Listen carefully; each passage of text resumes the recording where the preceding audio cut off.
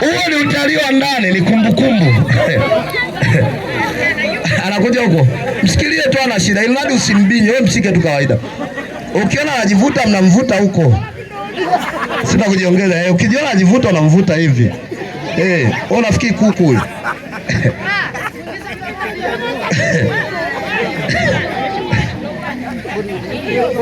Hii ni kumbukumbu. Sasa wanakujaga watu naambia nyoka, tunamtoa nyoka, anawatolea simbilisi. Au bado mmoja mwisho.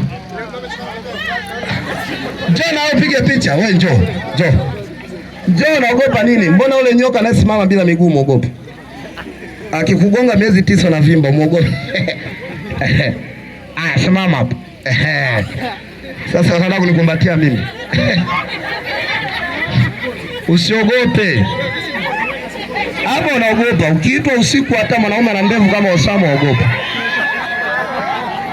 Piga picha, utalii wa ndani. Hata badani mpako tu.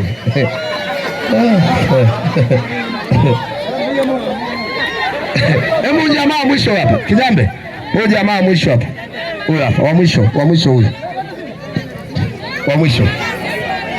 Mjomba rudi nyuma. Nimeomba huyu jamaa mwisho, huyo hapa. Huyo wa mwisho huyo. Wewe rudi nyuma mjomba. Twende tupate picha moja ya mwisho. Ni kumbukumbu kwa sababu muda umeenda, tamani tuendelee. Wangepiga picha karibia wote lakini muda umeenda. Mpige picha safi, muda wetu umetutupa mkono.